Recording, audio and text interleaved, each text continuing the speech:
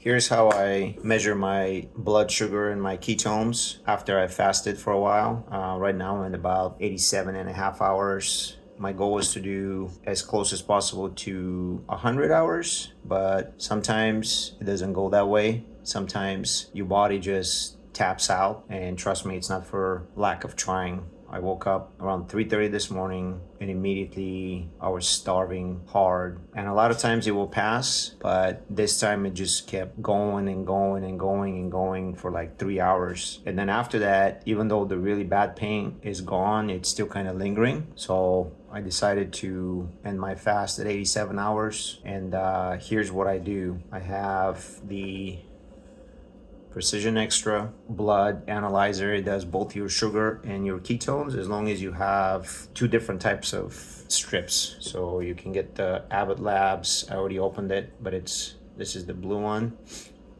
I think it's for the blood sugar, and then this pink one is for your ketones. And so the other thing that you're gonna need, a lancet, one of these little guys here that goes in your prickler. I don't know what they call it, but essentially it goes like that. You can see, but there's like a really sharp needle right there. And what you do is there's a button that you push, and then it like pricks your finger really fast. Always the first thing you want to do, you want to make sure that you get a alcohol pad and you get your finger nice and clean. And then the one thing I've noticed is you have to be pretty well hydrated, because otherwise it's not going to be easy to get the blood to come out. So I think I'm kind of medium. I'm not like super hydrated right now, so let's see what happens. But basically we push this guy down, and this is the button that pricks you. So push down. I normally push down with my thumb on my finger that I'm pricking, and then push down with this guy, and boom. And just like that, needs a little blood on there, not a whole lot. You'll get used to it. So what you do is you would take the one strip and slide it right here, and that turns on the screen. And then it's like, hey, go ahead and measure. When you see that little drop coming down, and essentially it will absorb the blood. And then, sorry about the reflection there, but it would measure. So I'm at 67 for my sugars, for my blood sugar. And of course you want to properly dispose of these things. The next thing I'm going to do, same exact thing, I'm going to slide in my keto strip like this. The screen comes on. It says, hey, go ahead and do the blood thing. Now I got to get some more, so I'm going to squeeze my finger, and once enough comes out, you just go and do the same thing. And I'm hoping for at least 2+. They say anything over 0.5 is theoretically ketosis. I want to see at least 1 to think that I'm in some kind of ketosis, but anything over 2 to 3 is a win for me. And here we go. I'm at 2.6. I think this is backwards on my screen because it's mirrored, but I'm at 2.6, so that's pretty decent.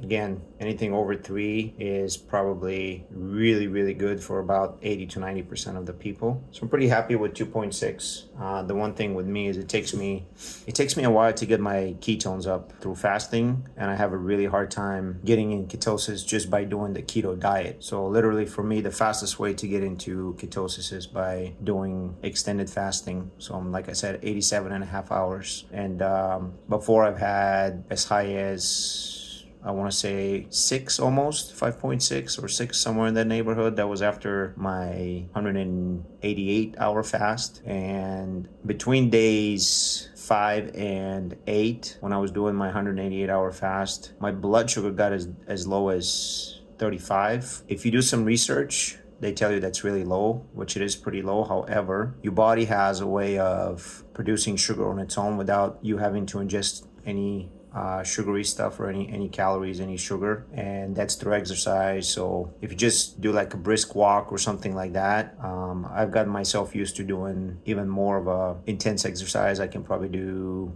a light jog, like 6.5 mile an hour jog. I can get my blood sugar up to about 45 or 50. So I wasn't overly concerned. Again, there have been people that have done this extended fast for a really, really long time. Obviously, multiple days, 30 days, 40 days, etc. So you just have to ease into it. You gotta know what you're doing, do a lot of research, and definitely talk to your doctor first before you do any of that stuff. But for me, for now, it's working out. I'm just gonna end it. I'll break the fast slowly over the next 2 to 3 hours. I'll have something very easy to digest. They recommend bone broth or some kind of fermented food like pickles, or if you're eating like sauerkraut and kimchi, maybe a cucumber or something like that. Could be, pickled or not. And some people would break it with like a fruit as well, like a watermelon, something that's easy to digest. But anything over 72 hours, you got to be very, very careful about how you break your fast. Not just so that you don't upset your stomach, but also because if you just go for a big, nasty hamburger right after you fast, you're literally going to erase almost all of the benefits that you got from fasting this long. So don't waste 87 hours, don't waste 72 or even 48 hours by doing a bad job with breaking your fast. Now, again, it's a little bit different when you break 72 or longer fast.